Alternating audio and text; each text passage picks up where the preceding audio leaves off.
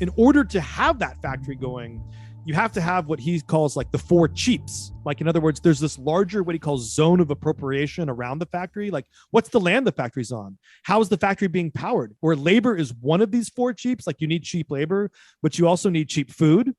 You also need cheap fuel, and you need cheap raw materials. And it's when all those things are cheap that you can really start the accumulation cycle. And that kind of classical Marxism focused mostly on like the worker getting exploited and expropriated. But we've always known it can't just be that labor theory of value that explains where they get all their fucking money. Because what about the cheap coal? What about the cheap oil? And also, like, what about like the wood that's coming in? What about the raw materials they're using that the workers are processing? And also, what the fuck do you feed those workers? Because if you can't feed them cheap food, they're not going to have any energy to add value to the commodity that you suck out of them. Now, that's an interesting way to look at things. I love that, four cheaps. I've never heard it that way before. Yeah, the four cheaps. And it seems like the four cheaps are sort of part of what we're talking about, this neoliberal order falling or fracturing right now, is that the four cheap era is sort of falling apart.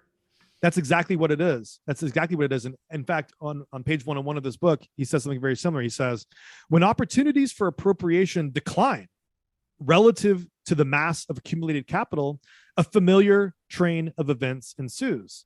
The costs of production rise. Workers, soils, forests, and other dimensions of unpaid work become physically exhausted or collectively uncooperative. The share of paid work rises, and the profitability of the old regional production complexes declines.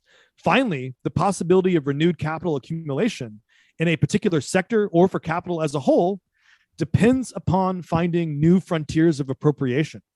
And part of what he goes on to say is he gives all these examples, or, I would say he gives enough examples. And then at the end, he's like, dude, just what you said, David. He's like, the four cheaps is done. And because it's now this in 2015, he's saying that. Yeah, in 2015. And he says, what this new era will be marked by is capitalism needs new commodity frontiers. It has to reduce the price of energy, food, labor, and raw materials if it is to keep accumulating at a global scale, leading to questions such as, are we actually in the global terminal end game? Because what we've seen over this 500-year period, as this whole thing has developed, what we've seen is one commodity frontier after another. Well, as we said last week, the cheap labor in China is done. There's not another pocket of workers at scale. You can talk about Vietnam. You can talk about sub-Saharan Africa. Done. Cheap energy. Done. Cheap labor. Done. So if you are a capitalist or a liberal, what you're going to say is, look, we can get around the energy part through renewables. That's what you're going to say. You're also going to say we can get around the food part through more efficient kinds of food production technology. Soylent Green. We got to grind people up, dude. We got to get to that. Shit like that. Yeah, maybe that's it. Certain kind of Alan Dershowitz liberal there.